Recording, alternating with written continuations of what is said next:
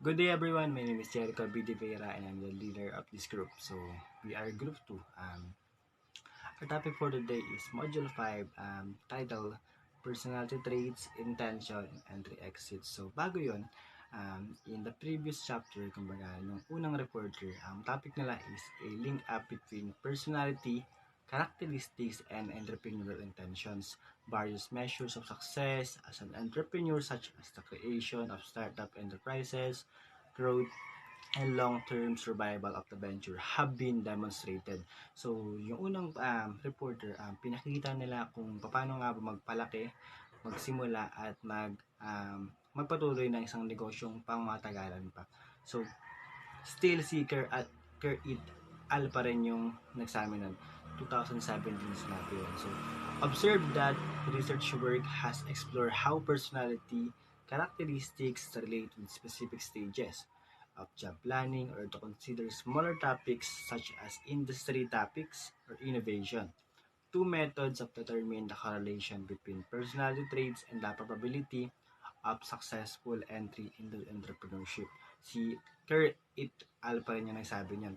So sabi niya meron daw dalawang possible na solution or possible na dalawang dahilan kung bakit ginagawa yan. So una, first, researchers analyze the personality in relation to their present entrepreneurial intent, perceived learning, perceived abilities, and personal investment. So, una, dapat daw may makukuha tayong learning. So, si researchers, ini-aim niya to perceive learnings.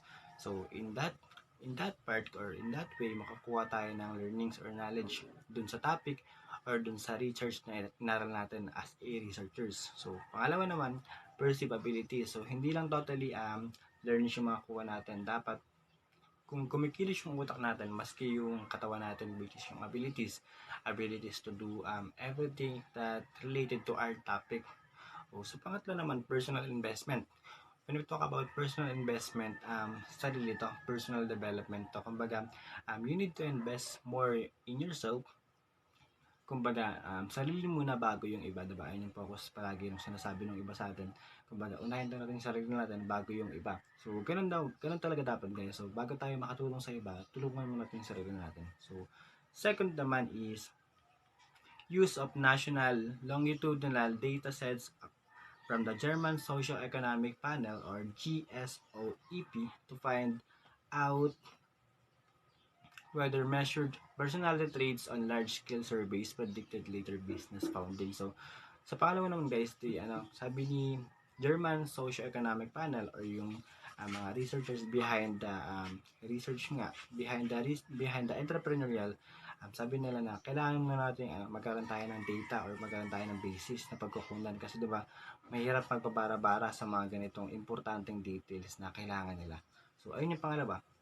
Kung yung una ay para makakuha ng learnings, makapag-conduct ng abilities, and personal investment. Si second naman ay para ang pagkukuha natin naman ay based sa mga data na nakukuha natin sa respondents natin. Ayun yung pangalawa.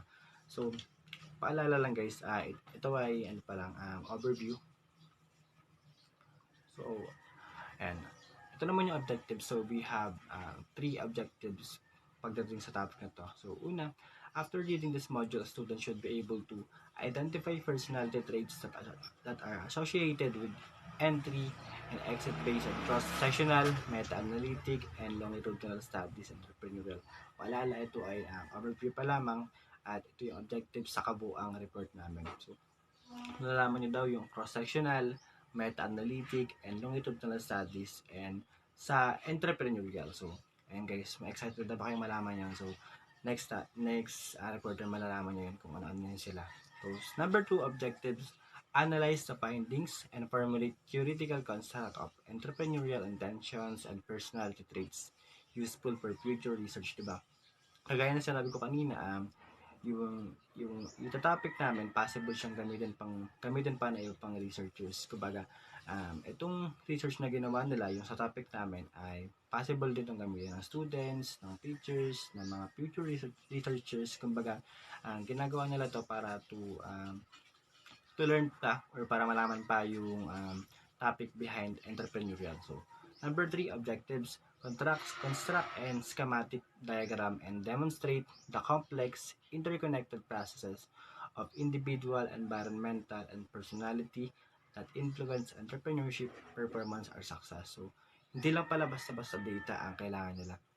So, kailangan din nila ng individual, yung presence ng isang taong ikakandak nila doon sa isang business na yon. So, environmental, you need to focus environmentally kung saan ilalagay yung ganito, yung ganyan. Kailangan alam natin yung mga basics para hindi tayo malito. So, syempre, yung pangatlo, personality that influence entrepreneurship, performance, or success. So, typically, ang aim lang naman ng mga researchers to gain success, diba? So, they using different kinds of techniques or abilities to conduct those success, diba? By that, mas madali nila makuha yung information, mas mababalidate nila na legit yun, at nang sa gayon, mas makakatulong pa sila sa iba't ibang reporter or researcher in the next years or in the future. So, yun lang. Good evening. I am Princess JT Perdon and I'm here to discuss what is cross-sectional studies and meta-analysis. So first, ano nga ba yung cross-sectional analysis? So when we say cross-sectional, it is collecting of data pero iba-iba yung pananaw nung mga na-survey na respondents. So for example, gumawa ko ng survey kung and then yung laman ng survey is kung ano nga ba yung dapat na traits ni entrepreneur dun sa big 5 na traits. So for example, lumabas na dapat daw si entrepreneur ay ano siya, open to new experiences, more conscious, more outgoing, and less neurotic. So, yun dapat yung attitude ng isang entrepreneur. So, next, doon naman tayo sa meta-analysis. So, when we say meta-analysis, it is a statistical. So, may number na siya na involved. Unlike kay cross-sectional na data lang. So, for ang example naman sa meta-analysis is gumawa ulit ako ng isang survey pero this time kailangan ko nang malaman kung ilan yung sumagot each question. So, kailangan may number na talaga. So, for example, yung survey ko, 500 yung kailangan kong respondents. Then, 30 yung sumagot ng kailangan daw si entrepreneur is ang pag-uugali is openness. So, for example, 35 naman yung sumagot ng kailangan is agreeableness, and so on and so forth. So, meta-analysis involves number, hindi lang yung mga traits or yung mga data. So, yun. To summarize this cross-sectional and meta-analysis studies, ang sabi dito, yung mga estudyante raw or mga tao na more open to new experiences, more conscientious, more outgoing, and less neurotic, and higher level of ESE and internal LOC or locus of control, and demand for achievement, silang mataas yung chance na pasukin ang entrepreneurship after college. That's all. Thank you. I'm Tricia Lasay, the reporter for Table 6, 1 to 6.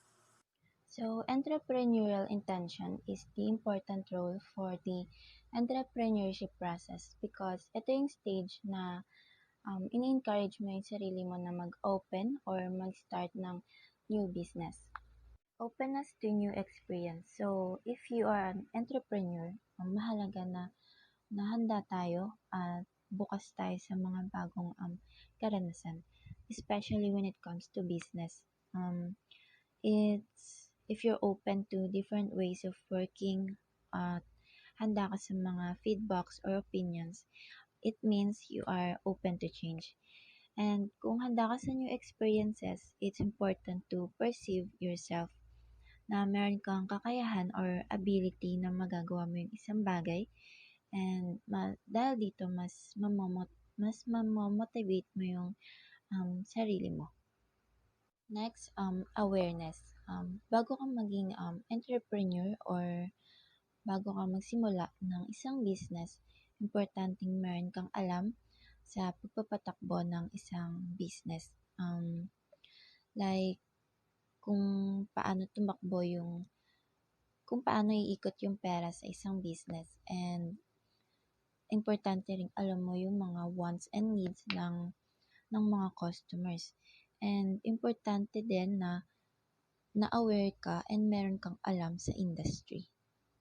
Next, extroversion. So, in a workplace, if having a confidence, being a sociable, outgoing, positive energy, or having a high extroversion may be useful in jobs like interacting with other people, and magkakaroon ka or mas mapapabuti yung public relationships mo with the other employees or the customers. And ito rin yung mag-lead na mangunguna ka to take an action. So next, emotional stability. Sa workplace, it's important na meron kang emotional stability. Dahil dito, mas magagampanan mo ng maayos yung trabaho mo. Kasi kung hindi matatag or kung hindi ka matatag yung emotions mo, maaaring apektuhan yung mga coworkers, pwede ring madami yung mga customers, pwede ding maapektuhan mismo yung business. Next is risk-taking. Risk-taking in entrepreneurship. Ito yung pagsubok sa iba't ibang bagay na maaring makapaglago or makatulong sa isang business. Like evaluate, identifying, or paggawa ng mga strategy. So, yung risk-taking, kinakailangan ng a lot of courage. And last, yung agreeableness. Agreeableness is a characteristic of person. It's like being kind, sociable, cooperative, and being a considerate person. Kung sa isang workplace, being a agreeable or agreeableness, you can get along with the other coworker or staff, and with the customer also. And that's all for my part. Thank you. Number 7 is neuroticism. Negatively relate siya sa intentional ability. Bakit nga ba negatively relate ang neuroticism sa intentional ability? It's because ang neuroticism is ito yung nararanasan o nakakaranas ng negatibong epekto sa sarili, sa pag-uugali, gaya ng anxiety, kawalan ng gana, kawalan ng tatag, ganun. So, pumapasok dito is yung ability natin bilang isang tao o bilang isang nagtatrabaho sa isang industry. Once na napagalitan tayo or may dinadamdam tayo sa sarili natin, is may hindi tayo nakakapagtrabaho na maayos, hindi natin nagagawa yung mga dapat nating gawin sa field. So, pumapasok dito yung kawalan ng gana, tulala, ganun. Yun yung meaning ng neuroticism, kaya hindi sila relate nung intentional ability, kasi pumapasok dito yung sa ability, yung skills mo, yung galing mo, tapos yung intention mo sa ginagalawan mo. Yun lang ang neuroticism. Number 8 is business founder and business leader, where they find no significant difference between the two categories. Ibig sabihin is wala silang pagkakaiba sa isa't isa, dahil lang iisa lang yung layunin nila. For example nito is for example ng business founder is si owner, and ang example ng business leader is si manager. Ang layunin ni owner is lumago yung kanyang negosyo. May iba silang galaw, pero iisa lang yung layunin nila. Kagaya ni manager, na maipalago yung negosyo na ginagalawan nila o ma-maintain nila ito sa maayos na pamamaraan. So, yun yung no significant difference between the two categories ng business founder and business leader. So number 9 is need for achievement internal locus control. This taking initiative positively correlate to the entrepreneurial intention. Pasok dito si owner, manager, nonsense, and potential entrepreneur. Bakit nga ba positively correlate sila? It's because pumapasok dito yung business goal ng bawat isa. Para ma-achieve yung dapat na goal ng sa trabaho o sa business or sa negosyo, pumapasok dito yung mga risk-taking na gagawin ng ng manager or ng owner kasama yung mga staff sa isang sitwasyon. So, pumapasok dito yung decision making kung makakabuti ba yun o makakasama. So, bilang isang manager, for example, is trabaho mong isaayos yung mga pagkakamaling nagawa ng mga kasama mo or yung mga risk na nangyari or decision making na ginawa nila na hindi nakakabuti. So, layunin mo maibalik sa dati or ipakita sa kanila yung dapat na maging goal na makamit ninyo. Yun yung positively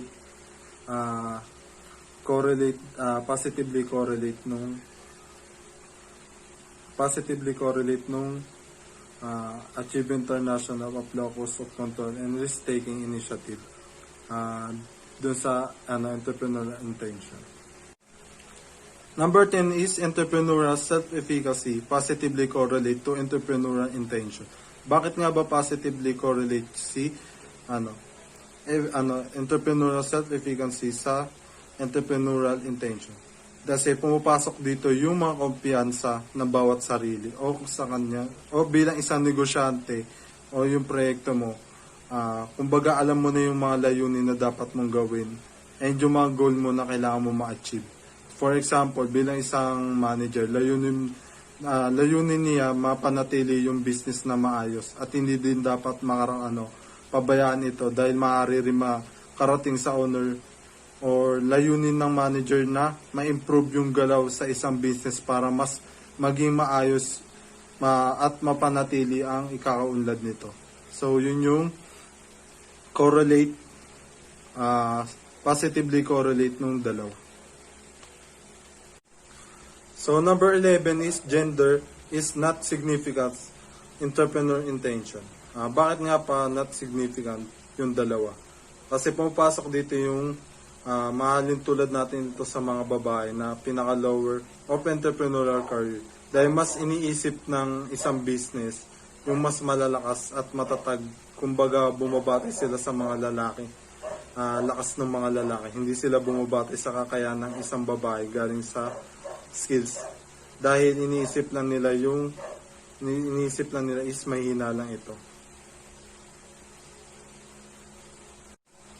So number 12 is gender-specific entrepreneurial intention positively correlate to business creation.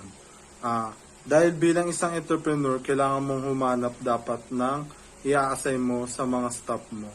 Kung kukunin mo is mga lalaki, for example, is ang business mo is pag-aangkat ng bigas sa ibang bansa. So ang kukunin mo dun is mga lalaki. Sila yung mga magkukuha, magkakarga. So may specific ka rin dapat ilagay kung saan yung mga babae. Yun lang. Kung saan nila dapat sila i-assign or dapat silang gumalaw. And that's all. So, good morning. I am Duran Lay Marigadainyan and I am from the section of 3A. So, ang topic ko po is all about longitudinal study. Longitudinal studies, researchers conduct several observations of the same subject over a period of time, sometimes lasting many years. So, yung mga researchers daw is nagkakonduct ng ilang mga observation doon sa isang subject na meron doon sa isang taon or kaya tumatagal pa na maraming taon.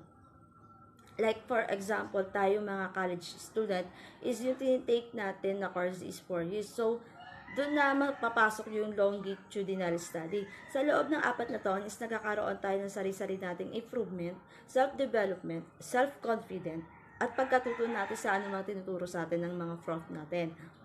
Then, magkakaroon yun ng magandang result pagdating ng tamang panahon. The author measured the predictive validity of personality traits and becoming an entrepreneur in the future. So, may natawag tayong predictive validity na kung saan sinasabi na ability to test or other measurement to predict a future outcome. So, bali sa predictive validity, malalaman natin agad kung magiging successful ba or hindi yung isang business natin based doon sa kung anong merong personality traits sa isang magiging entrepreneur natin in the future. The author find that personality trait need for achievement or LOC and risk-taking predict early success but not longer term business survival. So, in business, sabi nga 'di ba, is kung maganda yung personality mo sa business mo is magtatagumpay ka. Kung na-apply mo yung mga sinasabi ng ibang tao, lalo na yung mga customer mo, na may concern sa business mo is magtatagumpay ka. Then, kung na-actionan mo yung mga problems, to study specifically examine the impact of ESE on the different phases of the business process. First, Kazar and Friedman 2009 found in the panel study of entrepreneurial dynamics PSED, sample ESDs increase the likelihood of business plan. So, may dalawang pag-aaral para malaman natin yung iba't ibang epekto ng pagpaprocess ng isang negosyo. Yung una doon is according to Kazar and Friedman 2009. Itong mga entrepreneurial dynamics is magagamit natin sa business plan natin para malaman natin yung proportional number of new companies and para malaman natin kung ano-ano may mga dapat magiging solusyon natin sa isang business. Second, Brinkman and Kim 2015 report that ESE facilitate the growth of formal business plan while entrepreneurial perseverance encourages involvement in business planning study. So, yung last is according to Brinkman and Kim 2015. So, mas pinapadali yung growth ng formal planning sa isang business. Habang yung iba naman is nanghihikayat sila ng ibang tao na gustong maging entrepreneur in the future para ibahagi sa kanila yung right way ng best way sa pagpaplano ng isang business.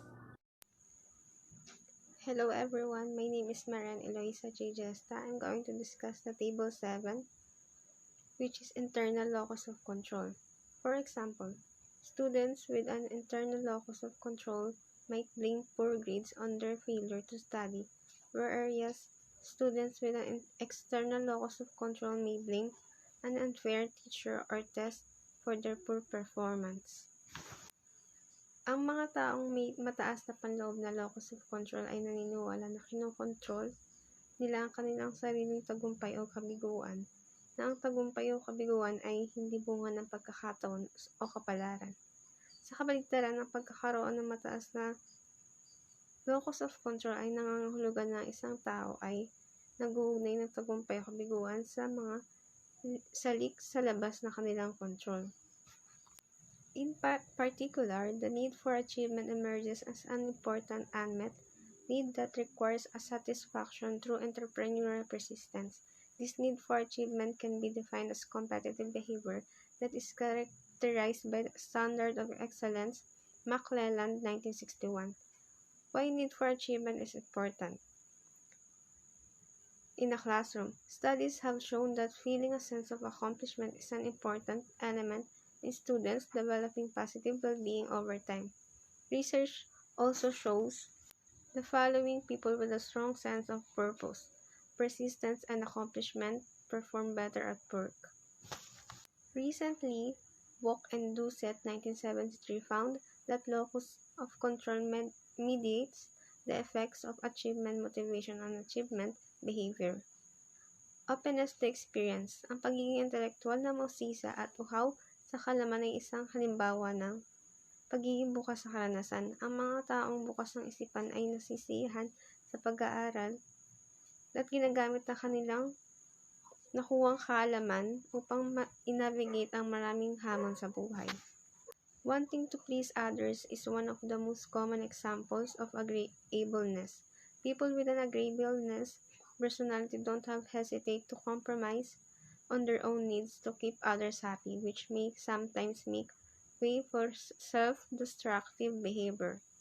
Risk tolerance is related to the acceptance of the outcomes of a risk should they occur, and having the right resources and controls in place to absorb or tolerate the given risk, expressed in quantitative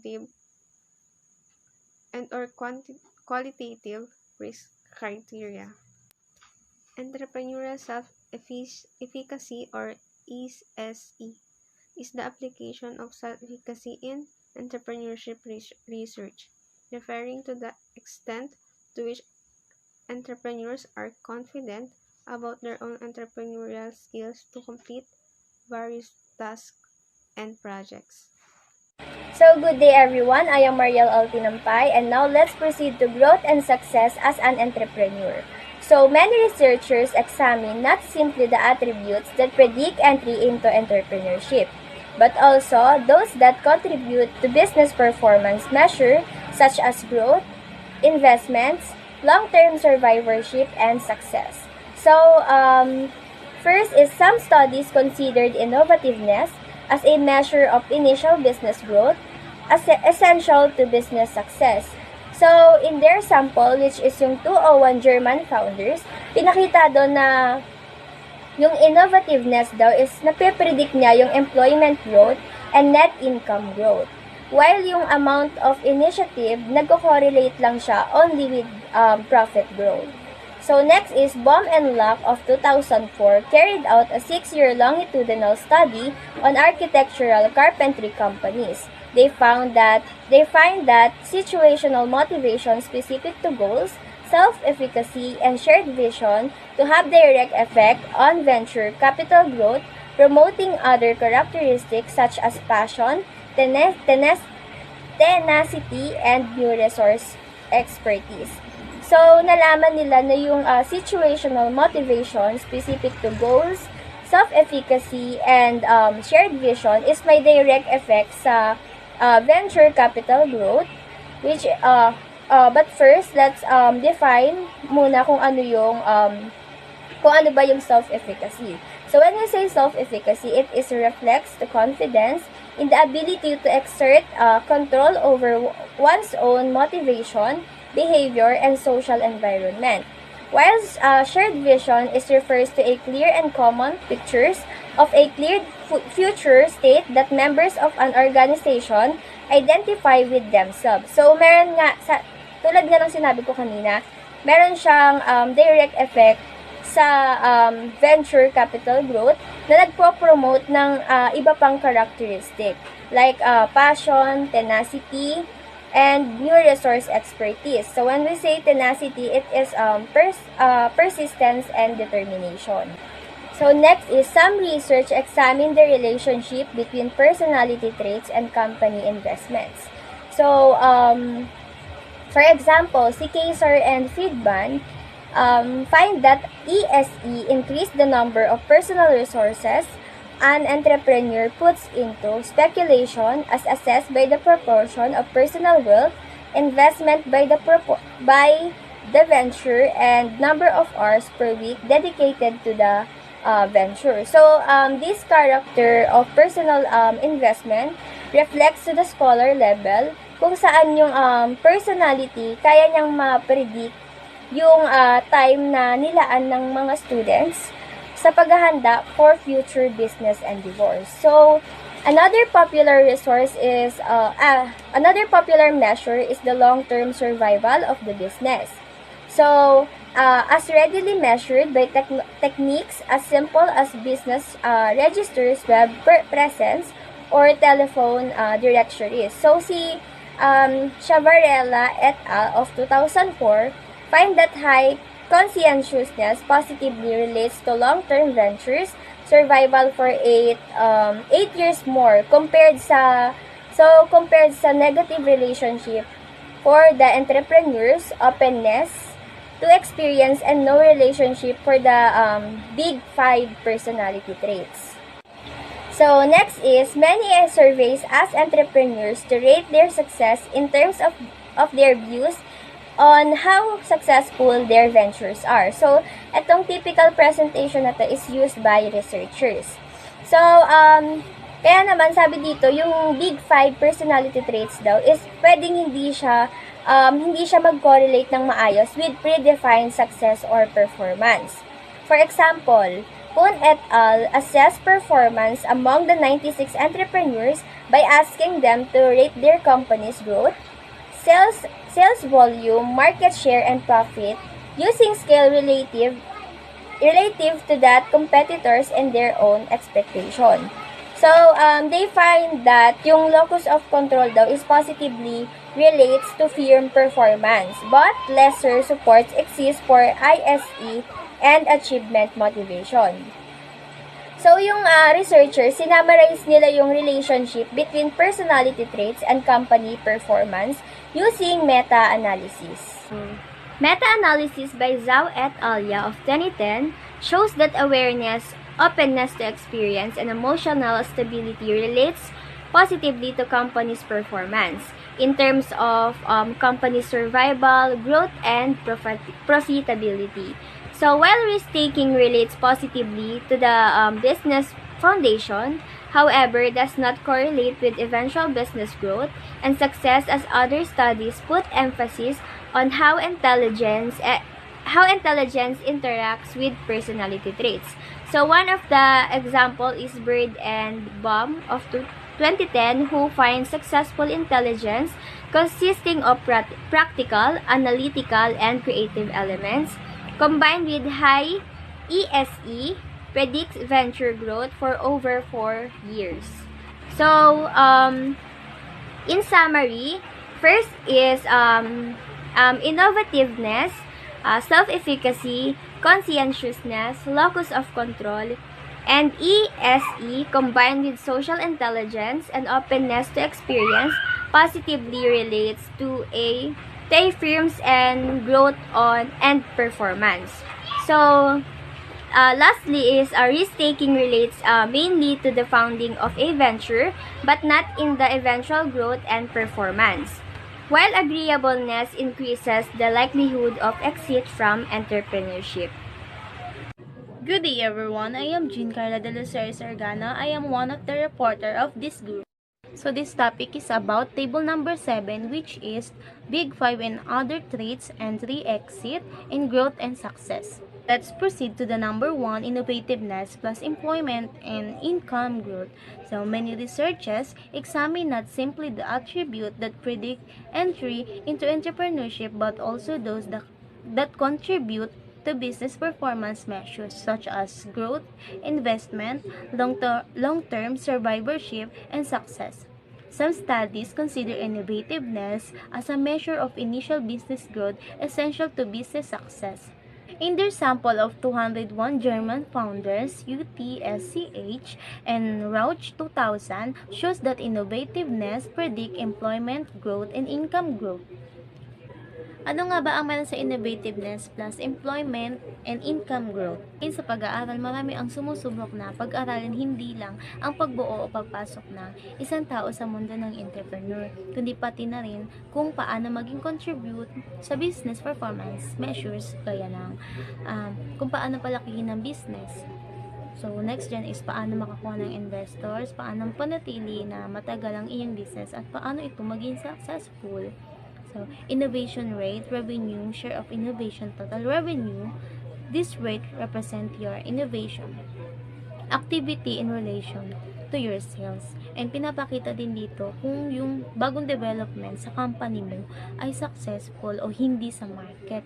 Minimeasure mo ang sales na nakuha mo na, and it can be or pwede maging basis if your company is ready for innovation. So is initiative plus profit growth. While amounts of initiative correlate only with profit growth. So dito naman sa initiative plus profit growth, initiative is a strategy. So, for example, upper management might start an employee morale boost initiative to ostensibly increase the team's happiness at work. However, the true goal of the campaign might be to increase productivity and ultimate increase profits. So, merong hidden agenda, hindi lang basta papatupad ng programa basta-basta, kundi pinag-iisipan talaga kahit sa ang antas na paglago ng isang kumpanya ay isang prioridad. So, the number 3 is ESE and innovation plus growth and success. They also find a positive interaction effect between innovation and ESE. So, dito naman sa ESE and innovation growth success. So, the more na ma-motivate ang involved sa business, the more na magiging maganda ang outcome nito kapag andun yung passion, tenacity, and new resource expertise. So, malaki ang chance na positive ang pagbabagong magaganap sa loob ng inyong kumpanya. Let's proceed to the number 4, which is self-efficacy and shared vision plus venture capital growth. So, they find that situational motivations, specific goal, self-efficacy, and shared visions to have direct effects on venture capital growth. So, promoting other characteristics such as passion, tenacity, and new resource expertise. So, dito naman sa number 4 is kapag iisa ang iyong goals o hangarin, merong pagkakaisa o collaboration na magaganap, is pwede itong magresulta ng magagandang outcomes in terms sa inyong business. So, let's proceed to the number 5, which is ESE plus personal investments and resources. So, some research examine the relationship between personality traits and company investment. For example, Kassar and Feidman, 2009, find that ESE increased the number of personal resources an entrepreneur puts into speculations as assessed by the proportion of personal wealth invested in the venture and the number of hours per week dedicated to the venture. So, this is my explanation in number 4. Personal finance is a term that covers managing your money as well as saving and investing. So, SMART's personal finance involves developing strategies that includes budgeting, creating an emergency fund, paying off debt, using credit card wisely, saving for retirement, and much more. So, being disciplined is important, but it's also good to know when you should didn't adhere to the guidelines. So, let's proceed to the number 6, which is personality plus student time preparing for future business endeavors, where personality could predict the time students spend preparing for future business endeavors. Another popular measures is the long-term survival of the business, as readily measures by the techniques as simple as business register, web presence, or telephone directories. So, my explanation is personality could possibly predict time for student to spend time preparing for future endeavors. So, the more na motivated yung student sa ginagawa niya, or the more na that particular student is eager for success, the more na magkakaroon siya ng pagkakataon na matupad ang kanyang ninanais. So, perseverance, passions, and motivation. By these 3 characteristics, you can achieve your goal. Good day everyone, I am Jules Raven Cudibera from HM3A. I will continue to discuss the Table 8, the traits responsible for growth and success. I will continue to discuss the number 7 to 8.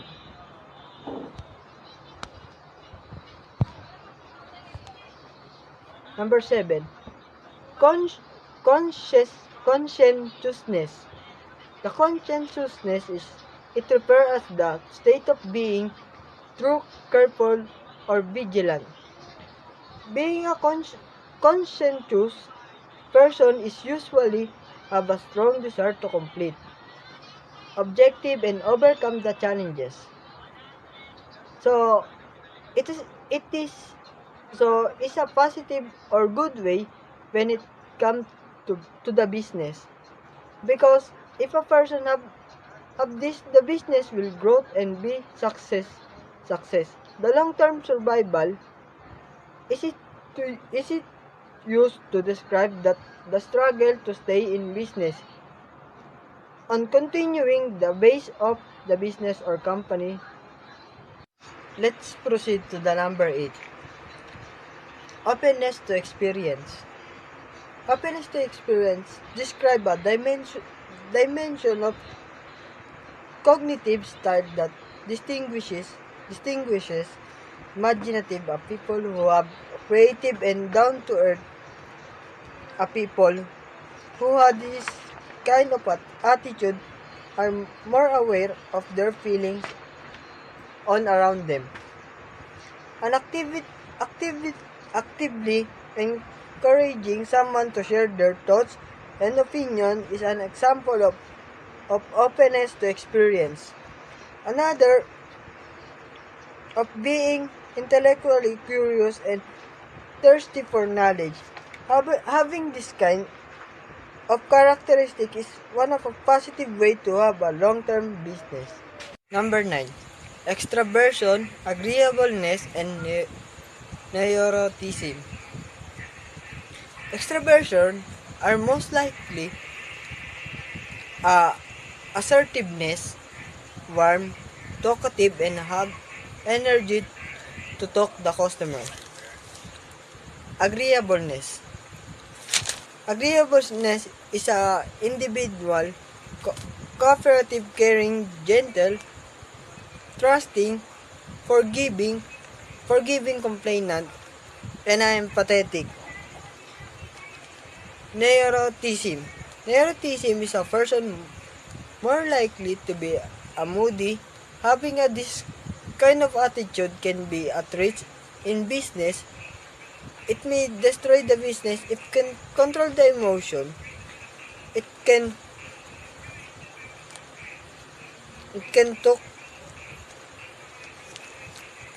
talk even. And the next is number 10, LOC or letter of credit.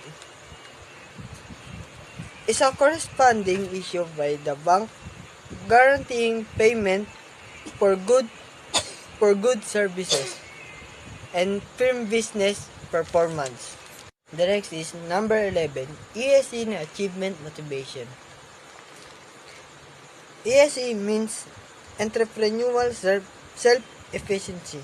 Is the application of self-efficiency in entrepreneurial research or referring to the extent and lower support to business performance. Lastly, number 12, moderate need for achievement, innovativeness, proactive personality, generalized self-efficacy, stress tolerance, need for autonomy, locus of control, and risk-taking for business success. Thank you. And the next report is continuing the next trait. Good day, my name is Monica Bundalon from BSHM3A. So, i-continue ko lang yung kay Deveria to 13 to 18. So, let's start. Number 13 is awareness, openness to experience and emotional stability, plus company performance, company survival, growth, and profitability. So, ang ibig sabihin po ng awareness, openness to experience and emotional stability is ito yung kung gaano ka open-minded sa isang tao. Ito yung tao na imaginative, curiosity, and yung open-minded. Emotional stability, ito yung marunong ka dapat tayo mag-control ng emotion. Then yung company performance, company survival, growth, and profitability. Pinag-combine yung financial at non-financial aspect. Kung paano nila didiskartihan ng isang company para madami pang bumisita sa negosyo nila. Para ma-improve or mas lalo pa silang makilala. Number 15, risk-taking. So, risk-taking, ito yung process of identifying, evaluating, mitigating, at makakatulong sa pagbuo o pagpapalago ng isang business mo. So, business foundation. This course is give you the terminology, concept, and frameworks. Para maintindihan mo ang isang business at ma-build ang kakayahan mo at para sa strategy at decision making. This course is a part of business. Kapag nag-start ng isang business, papasok yung business foundation dito.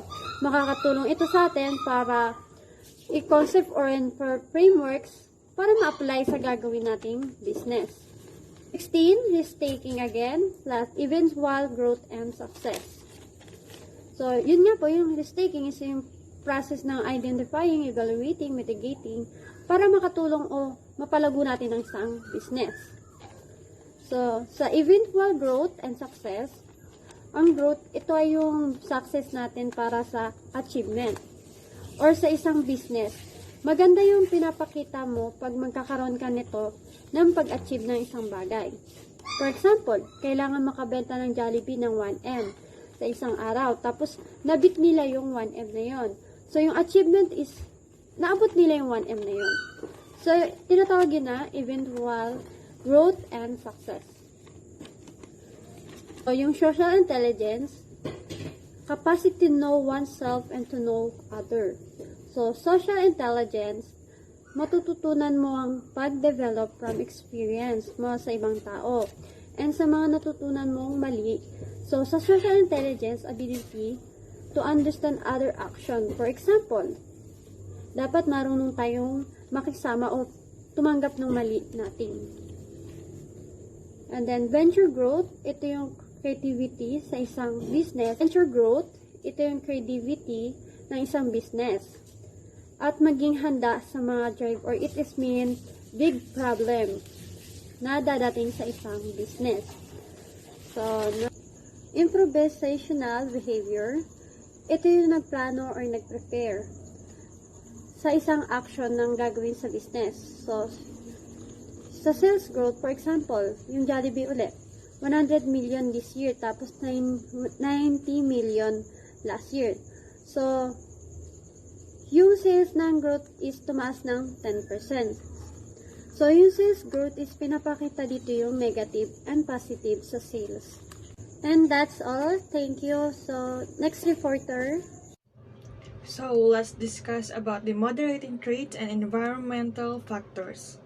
So, multicollinearity may have caused each relationship between the independent and the dependent variable significant.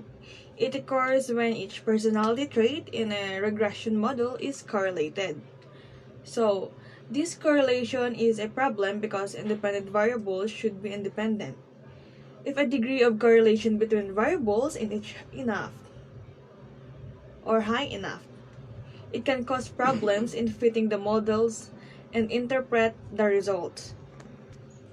So, yung purpose pala ng pag-analyze ng regression is para mahiwalay yung relationship between the independent variable and the dependent variable. So, ang importance ng regression is to represent the mean change in the dependent variable. For one unit change in an independent variable holding all of the other variable constant. Yung idea ng pagpapalit ng value ng isang independent variable ay hindi applicable sa iba. So, however, the relationship between the independent variables says that ang pagbabago ng isang variable ay nakikipag-ugnayan sa ibang variable. Mas matibay na correlation, mas mahirap palitan into another type of variable. So, Tahedjini and Muller, here 2009, attribute the variation to culture differences rather than other environmental factors. While this study accounts for the real cultural differences at the national level, but no specification on whether it could account for the individual level. So, Himulesky and Barn 2008 examined the three-way interaction of ECE, dispositional optimism, and environmental dynamism of firm performance. So, nakita ng mga researchers na ang strength ng environment is unpredicted. Yung nangyayari pagbabago in a given industry. So, this is according to Des and Beard 1984, and we have also the Sharfman and Dean 1991. So, they find that high ECE improve firm performance in a dynamic environment when combined with moderate optimism. So, but was detrimental when combined with high optimism. Hemlisky and Baron 2008 conclude that high ECE is not always beneficial for entrepreneurs, and that the environment and the industry differences may interact strongly with personality traits in terms of their impact and venture outcomes. So, researchers in some disciplines go further than the study of interactions to construct a complex process model. So, and in the light of the findings, the framework below depicts that the factor that define the complex attributes of an entrepreneurial behavior. My name is Japet Makira. My topic is the studies on how personality traits relate to intentions and trend exit decisions. Showed moderating variables. So, sino nga ba si mediator? Si mediator, siya yung variable na nag-explain how to observe independent variables. And what is independent variable? The independent variables cannot influence the dependent variable directly, and instead, basta by means of a third variable, ayun nga, si mediator. Kapag wala si mediator, the relationship disappears since the real world is complex. With many interactions, the partial mediation is more prevalent o laganap. Nangyayari yung partial mediation kapag yung mediating variable ay responsible lang sa part ng relationship between independent and dependent variable. Even without the mediating variable, yung relasyon tungo sa independent at dependent variables na feeling hindi ganito. And that's my